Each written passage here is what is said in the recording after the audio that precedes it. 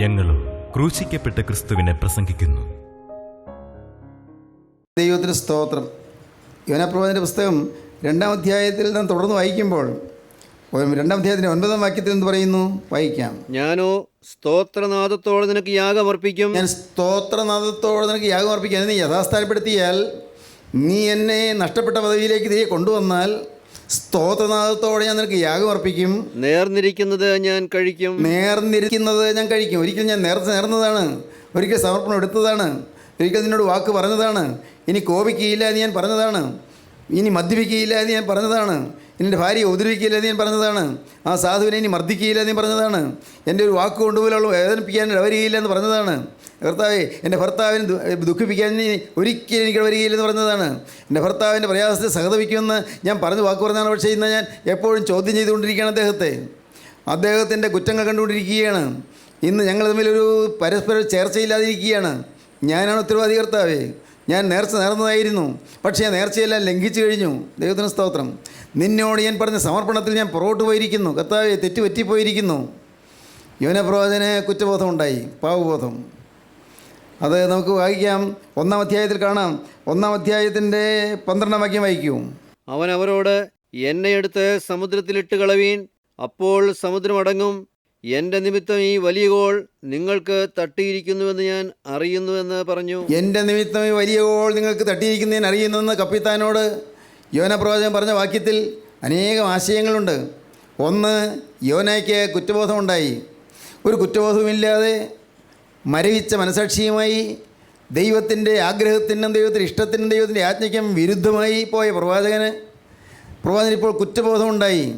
First step കുറ്റബോധം, conviction. കുറ്റബോധമുണ്ടായി. അയ്യോ, തെറ്റുപറ്റിപ്പോയല്ലോ എന്ന് മനസ്സിലായി. ഞാനാണല്ലോ ഇതിന് ഉത്തരവാദി എന്ന് മനസ്സിലായി. കുറ്റബോധമുണ്ടായി. പ്രിയപ്പെട്ടവരെ, നിങ്ങൾക്ക് വല്ല കുറ്റബോധം ഉണ്ടാകുന്നുണ്ടോ? പരിശുദ്ധാത്മാവാണ് നിങ്ങളുടെ മധ്യത്തിൽ പ്രവർത്തിക്കുന്നതെങ്കിൽ നിങ്ങൾക്ക് കുറ്റബോധം ഉണ്ടാകും, കൺവിക്ഷൻ ഉണ്ടാകും. പരിശുദ്ധാത്മാവാണ് കുറ്റബോധം തരുന്നത്. ഒരു മനുഷ്യൻ്റെ പ്രസംഗത്തിനും കുറ്റബോധം തരാൻ സാധിക്കുകയില്ല. എത്ര പണ്ഡിതനായ മനുഷ്യനും കുറ്റബോധം തരാൻ സാധിക്കുകയില്ല. കുറ്റബോധം തരുന്നത് പരിശുദ്ധാത്മാവാണ്. അരൂപിയായ ദൈവാത്മാവ് കുറ്റബോധം തരികയാണ്, കൺവിക്ഷൻ. ഞാനാണ് ഉത്തരവാദി ഈ നഷ്ടങ്ങൾക്കെല്ലാം. ഇത്രയേറെ ചരക്കുകളെല്ലാം കടലിലെറിഞ്ഞ് കളയാൻ ഞാനാണ് ഉത്തരവാദി. ഈ വലിയ കഷ്ടനഷ്ടങ്ങൾക്കെല്ലാം ഞാനാണ് ഉത്തരവാദി. ഈ കുടുംബത്തിൽ വന്നിരിക്കുന്ന കേടുകൾക്കെല്ലാം ഞാനാണ് ഉത്തരവാദി. എൻ്റെ ദൈവമേ, എൻ്റെ ഭവനത്തിൽ, എൻ്റെ മക്കളുടെ ജീവിതത്തിൽ, എൻ്റെ ഭാര്യയുടെ ജീവിതത്തിൽ, എൻ്റെ ഭർത്താവിൻ്റെ ജീവിതത്തിൽ വന്നതായ അനേകം പ്രശ്നങ്ങൾക്ക് ഞാനാണ് ഉത്തരവാദി. ഞാൻ നേർന്ന് കഴിക്കാത്ത ഒരു വലിയ വിഡ്ഢിയായിപ്പോയി. നേർന്ന് കഴിക്കാത്ത ഒരു അബദ്ധത്തിൽ കുടുങ്ങിയവനായിപ്പോയി. എൻ്റെ ദൈവമേ, എനിക്ക് അബദ്ധം പറ്റിപ്പോയി.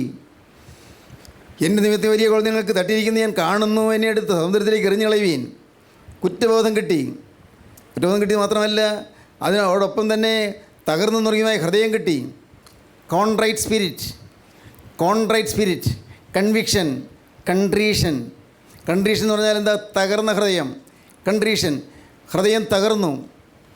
ആദ്യം കുറ്റബോധം കിട്ടിയപ്പോൾ ഹൃദയം തകർന്നു. നമുക്കൊരു കൺട്രീഷൻ വരണം. കൺട്രീഷൻ, നമുക്ക് ഒരു കുറ്റബോധം വന്നിട്ട് ഹൃദയം തകരണം. തകർന്നു നുറുങ്ങിയതുമായ ഹൃദയത്തെ ദൈവമേ നിരസിക്കുകയില്ല. തകർന്ന ഹൃദയത്തെ ദൈവം നിരസിക്കുകയില്ല. പണ്ടൊക്കെ ഞാൻ ഓർക്കുന്നു, 1973-80 കാലങ്ങളിലെല്ലാം അന്ന് വൽമൂർ പള്ളിയിൽ ഉപവാസയോഗം നടക്കുമ്പോൾ, ദൈവത്തിന് സ്തോത്രം, അന്ന് അവിടെ വരുന്ന ആളുകളെല്ലാം പ്രസംഗം നടന്നതിന് മുമ്പേ കരയുകയായിരുന്നു. എന്താ കരയുന്നത്? ഞാനും കരയുന്നു, ജനവും കരയുന്നു. എന്തിനാണ് കരയുന്നത്?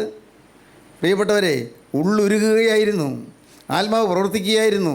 കുറ്റബോധം വരികയായിരുന്നു. സ്കൂളിൽ പോകുന്ന കുട്ടികൾ ഏങ്ങലടിച്ച് കരയുകയായിരുന്നു. എന്തിന്? പാവത്തെ ഓർത്ത് കരയുന്നു.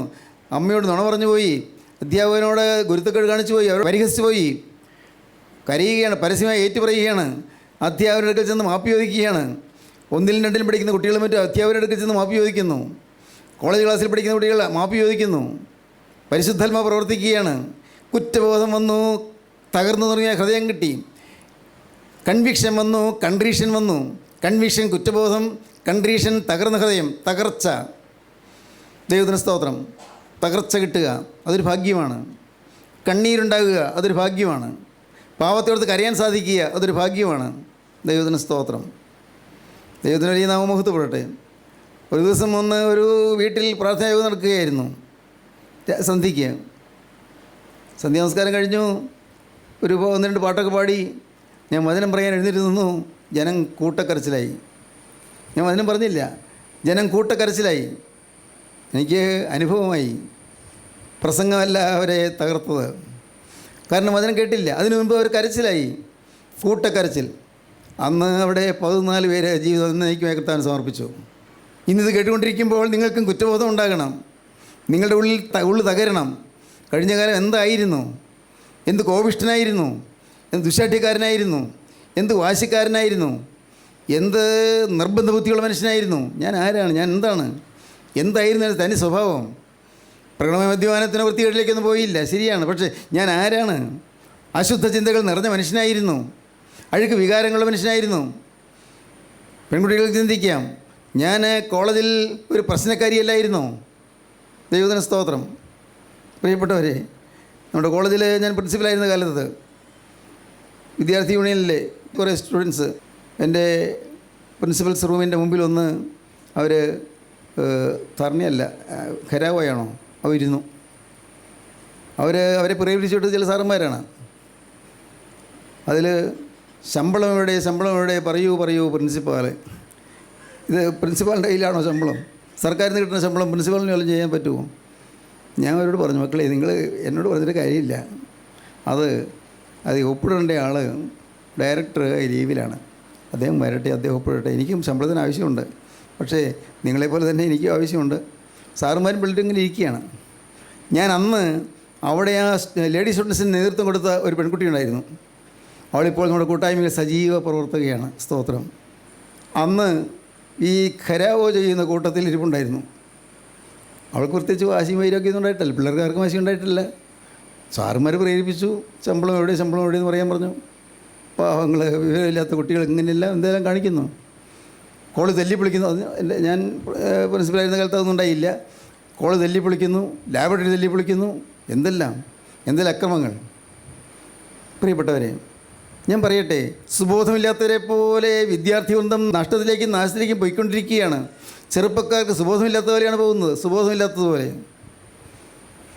ഇന്ന് റാഗിങ് എന്ന് പറയുന്ന ആ ഒരു ക്രൂര വിനോദം ഇന്ന് നമ്മുടെ കോളേജിലെ കലാശാലകളെല്ലാം ബാധിച്ചിരിക്കും. കലാശാലകളിലെല്ലാം റാഗിങ് എന്ന് പറയുന്ന ക്രൂര വിനോദം. കോളേജ് വലിയൊരു ബിൽഡിംഗ് അല്ലേ, തീപ്പെട്ടിക്കമ്പ് എടുത്തു കൊടുത്തു, നീ അളന്നിട്ട് വാ, അതെ ബിൽഡിംഗ് മുഴുവൻ ചുറ്റി അളന്നിട്ട് വാ. ഈ പാവം ഫസ്റ്റ് ഇയർ സ്റ്റുഡൻറ്റ് തീപ്പെട്ടിക്കൊല്ലുകൊണ്ട് വിളക്കുക. അവൻ തിരിച്ച് വന്നപ്പോഴേ അവൻ പറഞ്ഞു, കുറേ നേരം കൊണ്ട് പാവം അളന്ന് കഴിഞ്ഞത്. കതിച്ചുകൊണ്ട് വന്നിട്ട് അവൻ പറഞ്ഞു, ഇത്ര അളവാണ് കിട്ടിയത്. അല്ല, അത് തെറ്റാ, നീ ഇത് ശരിയായിട്ട് അളന്നില്ല, ഒന്നുകൂടി അളന്നിട്ട് വാ. പാവം രാത്രി ചുറ്റി നടന്നിങ്ങനെ അളന്നിട്ട് വരുന്നു. ഈ ക്രൂര വിനോദം. പിന്നെ അവിടെ നീ വന്നല്ലേ, ഇത് ഇരിക്കുക, എവിടെയാണ് സീറ്റൊന്നുമില്ല, സീറ്റില്ലാതെ ഇരിക്കുക, അന്തരീക്ഷത്തിലിരിക്കുക. എന്തൊരു കഷ്ടപ്പാടാണ്. കുറേ നേരമായപ്പോഴും ഞെളിവിരി കൊണ്ടു.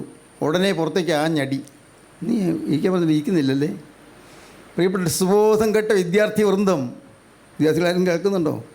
സുബോധമില്ലാതെ പോകുന്നു, പിശാചിൻ്റെ പിണിയാളുകളായിത്തീരുന്നു, സാത്താൻ്റെ കയറ സൂക്ഷിപ്പുകാരായിത്തീരുന്നു. നഷ്ടമാണ്. കൺട്രീഷൻ വരട്ടെ, കൺവിക്ഷൻ വന്നു, കുറ്റബോധം വന്നു, കൺട്രീഷൻ വന്നു, തകർച്ച വന്നു, തീർന്നില്ല. അവന് കൺവേർഷൻ വന്നു, മാനസാന്തരം വന്നു.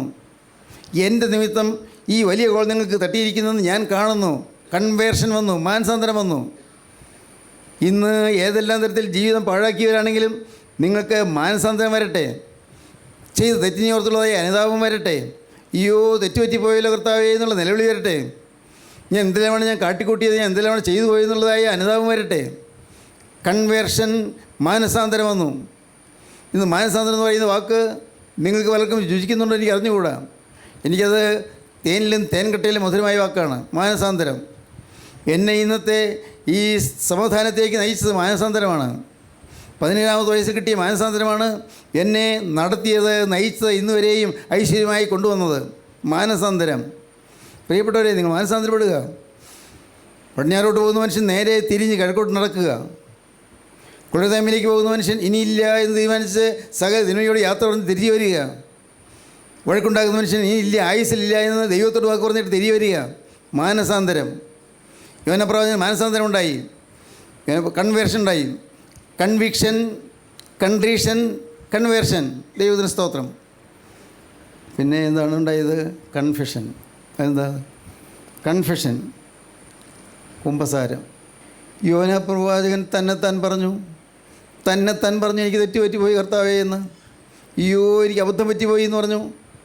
അവിടെ തന്നോട് സംസാരിച്ച ആ കപ്പിത്താനോടും പറഞ്ഞു, ഞാൻ അബദ്ധത്തിലായിപ്പോയി, ഞാൻ നിമിത്തമാണ് ഈ വലിയ കോൾ തട്ടിയിരിക്കുന്നത്, എൻ്റെ നിമിത്തം നിങ്ങൾക്ക് ഈ വലിയ കോൾ തട്ടിയിരിക്കുന്നത് ഞാൻ കാണുന്നു. ഈ പ്രവാചകന് മാനസാന്തരം ഉണ്ടായി, അതോടൊപ്പം കുമ്പസാരം ഉണ്ടായി, ഏറ്റുപറച്ചിലുണ്ടായി. ദൈവത്തിന് സ്തോത്രം. ദൈവസന്നിധിയിൽ നിന്ന് കൺട്രീഷൻ കിട്ടിയിട്ട്, ദൈവസന്നിധിയിൽ നിന്ന് കൺവേർഷൻ കിട്ടിയിട്ട്, ദൈവസന്നിധിയിൽ നിന്ന് ഒരു വാസ്തവമായ മാനസാന്തരം കിട്ടിയിട്ട്, കൺവേർഷൻ കിട്ടിയിട്ട് വേണം കുമ്പസാരിക്കാൻ. എന്നിട്ടാണ് പാവം ഏറ്റു പറയുന്നത്. ഇതൊന്നും ഇല്ലാതെ ഒന്ന് ചുമ്മാ എന്തോ പാവം ഏറ്റു പറയാതെ ചെന്ന് അച്ഛൻ തലയെ കഴിച്ച് പ്രാർത്ഥിച്ചു, പാവമെല്ലാം മോഹിച്ചു, പാവങ്ങൾ വിശ്വസിച്ചുകൊണ്ട് വരുന്നു. പാവം അവിടെ തന്നെയുണ്ട്. കള്ളക്കുമ്പസാരം നടത്തിയെന്നുള്ള വേറൊരു പാവം കൂടി വരും. ഒരു പാവം കൂടി വേദപുസ്തകം എന്ത് പറയുന്നു? തൻ ലംഘനങ്ങളെ മറയ്ക്കുന്നതിന് ശുഭം വരികയില്ല, ഏറ്റു പറഞ്ഞ് ഉപേക്ഷിക്കുന്നതിനോ കരണം ലഭിക്കും. മകനെ, ഇസ്രായേലിന് ദൈവമായ യഹോവയ്ക്ക് മഹത്വം കൊടുത്ത് അവനോട് ഏറ്റു പറയുക, എന്നോട് നീ മറച്ചു വയ്ക്കരുത്. എല്ലാം കൃത്യമായി ആകാൻ പറഞ്ഞു. അതെന്ത് വിഷയമല്ലാത്തതുകൊണ്ട് അതിലേക്ക് കിടക്കുന്നില്ല. കൃത്യമായി പാവയേറ്റ് പറയണം, വേദനയോടെ പാവയേറ്റ് പറയണം.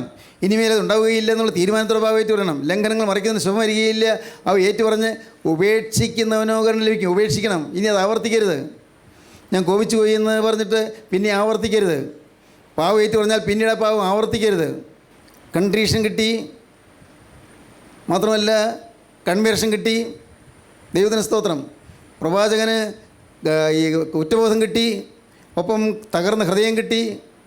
മാത്രമല്ല പ്രവാചകൻ ഇതെല്ലാം മാനസാന്തരത്തെ ഉദ്ദേശിച്ചുകൊണ്ട്, കൺവേർഷനെ ഉദ്ദേശിച്ചുകൊണ്ട് പ്രവാചകൻ എല്ലാം തുറന്നു പറയുകയാണ്. എൻ്റെ നിമിത്തം വലിയ കോളം നിങ്ങൾക്ക് തട്ടിയിരിക്കുന്നതെന്ന് ഞാൻ കാണുന്നു. ദൈവത്തിന് സ്തോത്രം. പ്രവാചകന് ഈ ചില അനുഭവങ്ങൾ ലഭിച്ചപ്പോൾ പ്രവാചകൻ ഏറ്റുപറഞ്ഞ് സത്യമായും പാവത്തെ ഓർത്ത് അനുദപിച്ച് ഇനിമേൽ ആവർത്തിക്കുകയില്ല തീരുമാനിച്ച് അനുതാപം കിട്ടിയപ്പോൾ, അപ്പോഴിതാ ദൈവം നിയോഗിച്ച മീൻ കടലിൻ്റെ അടിയിൽ വന്ന് നിന്ന് കഴിഞ്ഞു. മീൻ, മഹാമത്സ്യം കടലിൻ്റെ അടിയിൽ, ആ മത്സ്യം വായു പിളർന്ന് നിൽക്കുന്നു. പ്രവാചകൻ വെള്ളത്തിലേക്ക് വരും. ആ വെള്ളത്തിൽ വീഴുന്ന പ്രവാചകനെ വിഴുങ്ങാനായി മത്സ്യം വായു പൊളിച്ചുകൊണ്ട് നിൽക്കുന്നു. കപ്പൽ നീങ്ങുന്നു, മത്സ്യവും നീങ്ങുന്നു. കപ്പൽ പടിഞ്ഞാറോട്ട് പോകുന്നു, മത്സ്യവും പടിഞ്ഞാറോട്ട് പോകുന്നു. അങ്ങനെ അത് ജിബ്രാൾട്ടർ കടലിടുക്ക് കടന്ന്, മെഡിറ്ററേനിയൻ കടലിൽ നിന്ന് അറ്റ്ലാന്റിക് സമുദ്രത്തിലേക്കുള്ള ജിബ്രാൾട്ടർ കടലിടുക്ക് കടന്ന് മഹാമത്സ്യം അറ്റ്ലാന്റിക് മഹാസമുദ്രത്തിലേക്ക് കടക്കുന്നു. ആഫ്രിക്കയുടെ പടിഞ്ഞാറേ തീരം പറ്റി, ഓരം ചുറ്റി പടിഞ്ഞാറേ തീരം പറ്റി ആ മത്സ്യം അങ്ങ് തെക്കോട്ട് പായുന്നു. തെക്ക് ഗുഡൂപ്പുനം ചുറ്റി ആഫ്രിക്കയുടെ തെക്കേറ്റം ചുറ്റി ഇന്ത്യൻ മഹാസമുദ്രത്തിലേക്ക് പ്രവേശിക്കുന്നു. ഇന്ത്യൻ മഹാസമുദ്രത്തിൽ കൂടി നേരെ വടക്കോട്ട് ആഫ്രിക്കയുടെ കിഴക്കേ തീരം പറ്റി മത്സ്യം മുന്നോട്ട് ഓടുന്നു. പ്രിയപ്പെട്ടവരെ, എന്തൊരു അത്ഭുതം! 3 ദിവസം കൊണ്ട് ഈ മത്സ്യം 5000 മൈൽ സഞ്ചരിച്ചു. എന്തൊരു അത്ഭുതം! ആരാ? ഈ കടാച്ചരക്കം ചുമന്നുകൊണ്ട്. കാരണം മത്സ്യത്തിൻ്റെ വയറ്റിൽ കടാച്ചരക്ക് ചെന്നപ്പോൾ ആ മത്സ്യത്തിന് സ്വസ്ഥതയില്ലാതായി. അത് വിരളി കൊണ്ട് ഓടുകയാണ്. പക്ഷേ ദൈവം നിശ്ചയിച്ച വഴിയിൽ കൂടിയാണ് ഓടിയത്. മത്സ്യത്തിന് സ്വസ്ഥതയില്ലാതായി. ദൈവവൈദ്യരെ, നീ കേൾക്കൂ. നീ എവിടെ ചെന്നാലും പ്രശ്നം ഉണ്ടാക്കും. നീ ഒരു വീട്ടിൽ ചെന്നാൽ പ്രശ്നം ഉണ്ടാക്കും. നീ വിവാഹം കഴിച്ച വീട്ടിൽ ചെന്നാൽ അവിടെ പ്രശ്നം ഉണ്ടാക്കും. നീ ഒരു കല്യാണ സദ്യയിൽ ചെന്നാൽ അവിടെ പ്രശ്നം ഉണ്ടാക്കും. നീ പള്ളിയിൽ ചെന്നാൽ അവിടെ പ്രശ്നം ഉണ്ടാക്കും. സ്നേഹിത, നല്ലതല്ല. ഈ മഹാമത്സ്യത്തിൻ്റെ വയറ്റിൽ കിടന്നുകൊണ്ട് പ്രവാചകൻ നിലവിളിക്കുന്നുണ്ട്. പക്ഷേ ആ മത്സ്യത്തിന് സ്വസ്ഥതയില്ല. അത് ഒരു പ്രവാചകനെ കടാച്ചരക്കല്ല കിട്ടിയിരിക്കുന്നത്, വേണ്ടാതിനെപ്പെട്ടതിനല്ല കിട്ടിയിരിക്കുന്നത്. അവനെയും വഹിച്ചുകൊണ്ട് പോയപ്പോൾ മത്സ്യത്തിന് സ്വസ്ഥയില്ലാതെ പരക്കം പായുകയാണ്. പക്ഷേ ദൈവം നിയോഗിച്ച വഴിയിൽ കൂടിയാണ് മത്സ്യം പായുന്നത്. 5000 മൈൽ സഞ്ചരിച്ച് അറ്റ്ലാന്റിക് സമുദ്രത്തിൽ നിന്ന് നേരെ ഇന്ത്യൻ മഹാസമുദ്രത്തിൽ വന്നു. ഇന്ത്യൻ മഹാസമുദ്രത്തിൽ നിന്ന് നേരെ ചെങ്കടലിലേക്ക് കടന്നു. റെഡ് സീ ചെങ്കടലിലേക്ക് കടന്നു. ചെങ്കടലിൻ്റെ അരികത്ത് നിന്ന് അവിടെ നിനവേയുടെ തീരത്ത് യോനയെ മത്സ്യം ഛർദ്ദിച്ചു. ദൈവത്തിന് സ്തോത്രം. നോക്കൂ, ദൈവത്തിൻ്റെ വഴി നോക്കണം. എല്ലാം കണ്ടുകൊണ്ട് നിത്യസ്നേഹമായ ക്രിസ്തു നിൽക്കുകയായിരുന്നു. എല്ലാം കണ്ടുകൊണ്ട് ഈ മത്സ്യത്തിൻ്റെ വരക്കം പാച്ചിലും കപ്പലിൻ്റെ കേടുകളും കടലിൻ്റെ ക്ഷോഭവും എല്ലാം കണ്ടുകൊണ്ട് നിത്യനായ ദൈവം നോക്കി നിൽക്കുകയായിരുന്നു. ദൈവത്തിൻ്റെ ഉദ്ദേശമേ ഉള്ളൂ, മോനെ നിന്നെ യഥാസ്ഥാനപ്പെടുത്തണം. നിനക്ക് നഷ്ടപ്പെട്ടു പോയ സ്ഥലത്തേക്ക് നിന്നെ തിരികെ കൊണ്ടുവരണം. നഷ്ടപ്പെട്ടു പോയ പദവികൾ നിനക്ക് തരണം. നഷ്ടപ്പെട്ടു പോയ ശുശ്രൂഷ നിനക്ക് തിരികെ തരണം. നഷ്ടപ്പെട്ടു പോയ സമാധാനം നിനക്ക് തിരികെ തരണം. നഷ്ടപ്പെട്ടു പോയ സമർപ്പണത്തിലേക്ക് നിന്നെ തിരികെ കൊണ്ടുവരണം. ദൈവത്തിന് മാത്രമേ ഉള്ളൂ. കാരണം നിൻ്റെ നന്മയാണ് ദൈവം ആഗ്രഹിക്കുന്നത്. ദൈവത്തിന് സ്തോത്രം. ദൈവത്തിൻ്റെ വലിയ നാമം മഹത്വപ്പെടട്ടെ. ഇന്ന് നമുക്ക് സ്വസ്ഥത വേണമെങ്കിൽ നമ്മുടെ ഉള്ളിൽ മറഞ്ഞു കിടക്കുന്ന ഈ അനുസരണം കേട്ടിനെ നാം പുറത്തെറിഞ്ഞു കളയണം. അകത്ത് ഞാൻ അവർക്ക് പിന്നെയും പറയട്ടെ, കടാച്ചരക്കുണ്ട്, ഇതുവരെ ഏറ്റുപറഞ്ഞപേക്ഷിക്കാത്ത പാപങ്ങളുണ്ട്, ഇതുവരെയും വിട്ടുകളയാത്ത ചില പാപങ്ങളുണ്ട്. ഈ പാപങ്ങൾ ഉള്ളിൽ നിന്ന് എറിഞ്ഞു കളയാതെ കുഞ്ഞേ നിൻ്റെ വീട്ടിൽ സ്വസ്ഥത കിട്ടുകയില്ല, മോളെ നിനക്ക് കുടുംബത്തിൽ സമാധാനം കിട്ടുകയില്ല. നിൻ്റെ ജീവിതത്തിൽ വന്നുപോയ പാപങ്ങൾ മറ്റാരോടും പറയണ്ട, ആരും കേൾക്കണ്ട. നീ രഹസ്യത്തിൽ നിത്യനായി ദൈവത്തോട് പറഞ്ഞുകൊണ്ട് ഇനിമേലത് വരികയില്ല, ദൈവത്തോട് വാക്ക് പറഞ്ഞുകൊണ്ട് നീ ഏറ്റു പറയുമ്പോൾ നിനക്ക് സമാധാനം കിട്ടും. ഈ കപ്പലിൻ്റെ കേടുമാറും, ഈ മത്സ്യത്തിൻ്റെ കേടുമാറും, എല്ലാം ശരിയാകും. കിടാച്ചരക്ക് ഉള്ളിലുണ്ട്, എറിഞ്ഞു കളയുക. മറഞ്ഞിരിക്കുന്ന പാപം എറിഞ്ഞു കളയുക. 19-ാം സങ്കീർത്തനം ഒടുവിലത്തെ മറഞ്ഞിരിക്കുന്ന തെറ്റുകളെ പോക്കി എന്നുള്ള വാക്യം വായിക്കാം. സ്വമേധ പാപങ്ങളെ അകറ്റിയടിയനെ കാക്കേണമേ, സ്വമേധ പാപങ്ങളെ അകറ്റിയടിയനെ കാക്കേണമേ. അവ എൻ്റെ മേൽ വാഴരുതേ, അവ എൻ്റെ മേൽ വാഴരുതേ. എന്നാൽ ഞാൻ നിഷ്കളങ്കനും മഹാപാതകരഹിതനുമായിരിക്കും. എന്നാൽ ഞാൻ നിഷ്കളങ്കനും മഹാപാതകരഹിതനുമായിരിക്കും. എൻ്റെ പാറയും എൻ്റെ വീണ്ടെടുപ്പുകാരനുമായ യഹോവേ, എൻ്റെ വായിലെ വാക്കുകളും എൻ്റെ ഹൃദയത്തിലെ ധ്യാനവും നിനക്ക് പ്രസാദമായിരിക്കുമാറാകട്ടെ. ഇത്രയും കാലം എൻ്റെ വായിലെ വാക്കുകൾ നിനക്ക് പ്രസാദമായിരുന്നില്ല കർത്താവേ. എൻ്റെ ജീവിതത്തിലെ പ്രവൃത്തികളൊന്നും നിനക്ക് പ്രസാദമായിരുന്നില്ല.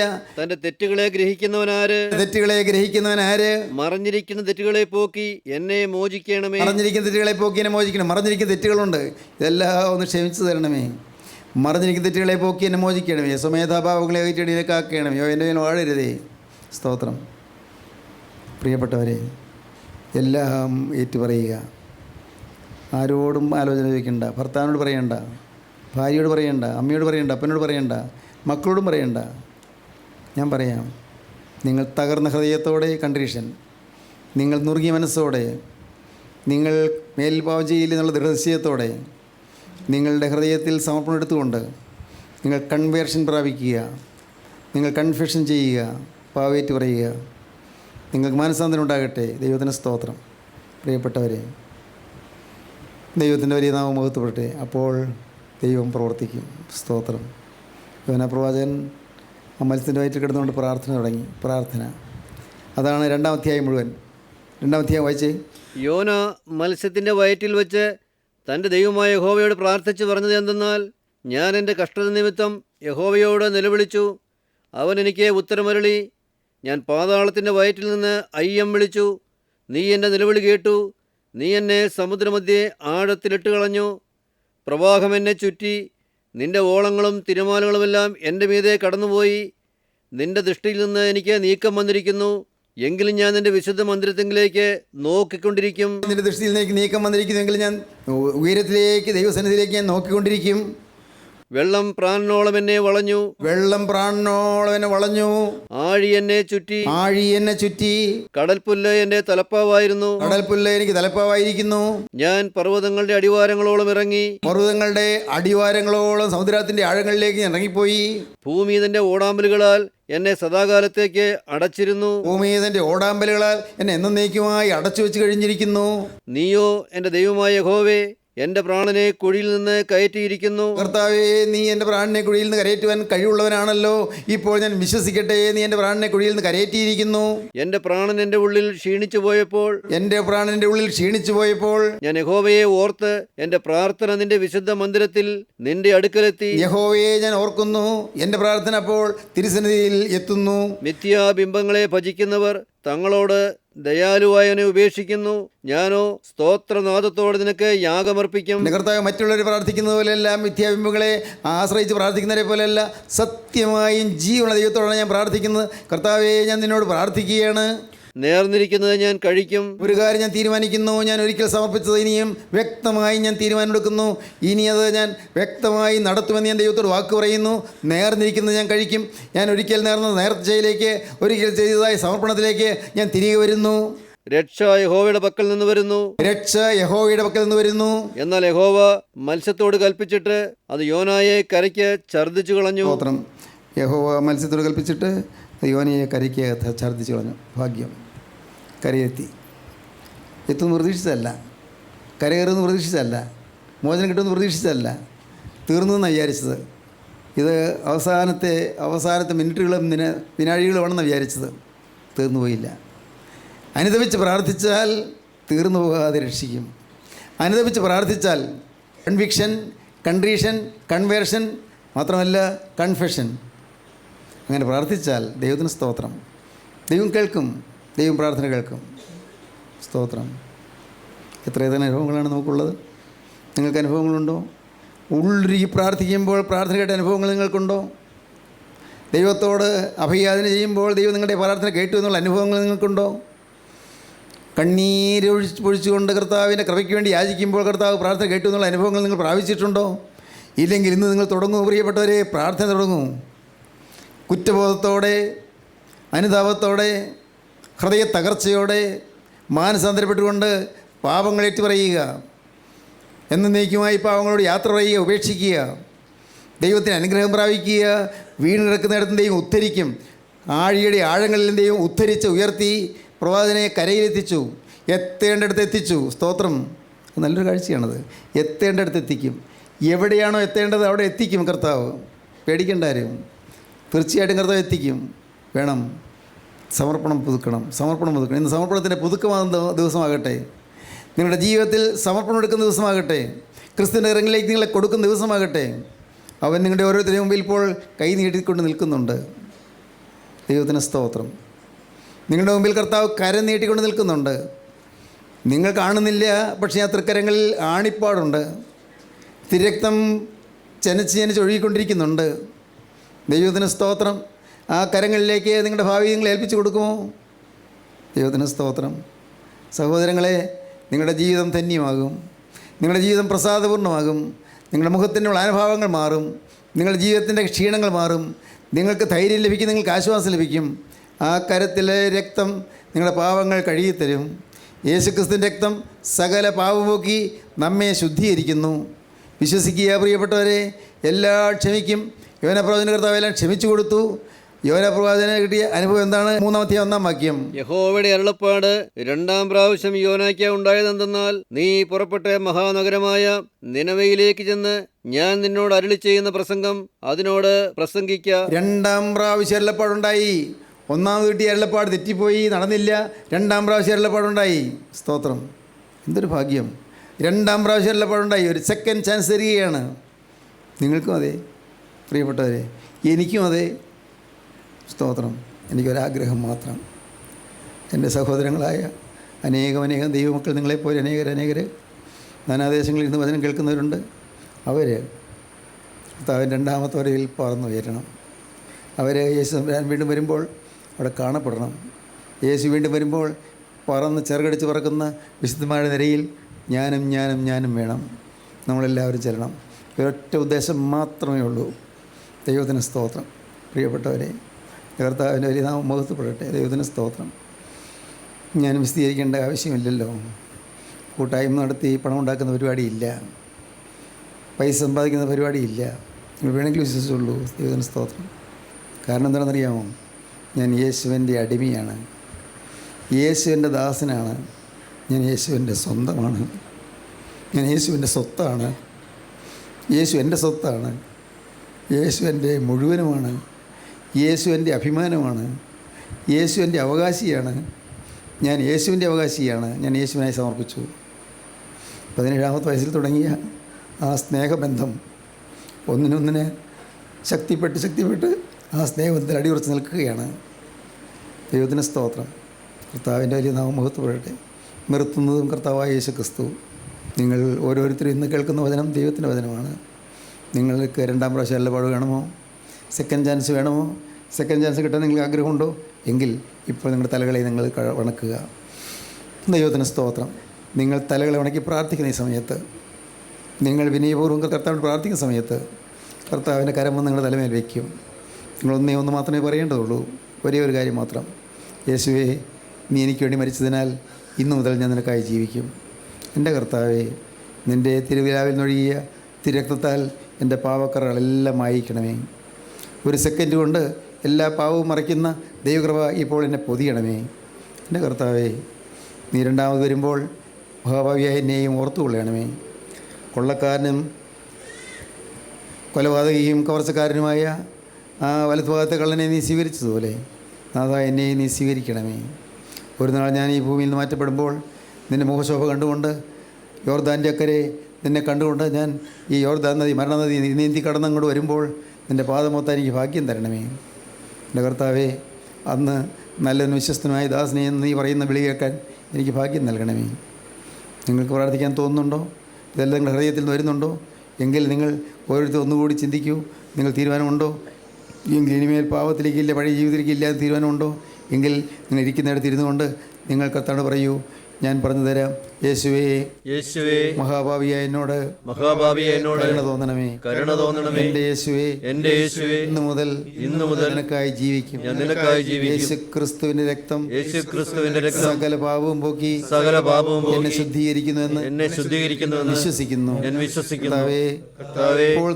ഇപ്പോൾ തന്നെ ആ ഭാഗ്യം എനിക്ക് നൽകണം. ഞാനിതാ എന്നെയും എനിക്കുള്ളതിനെയും ഞാൻ സമർപ്പിക്കുന്നു. അങ്ങനെ ഏറ്റു പറഞ്ഞവര് ഇപ്പോൾ ഇരുകരം ഉയർത്തിപ്പിടിക്കുക. ഏറ്റു പറഞ്ഞവരും ഹൃദയത്തിൽ വിശ്വാസമുള്ളവരും മാത്രം കാര്യം ഉയർത്തിയാൽ മതി. Hallelujah, hallelujah.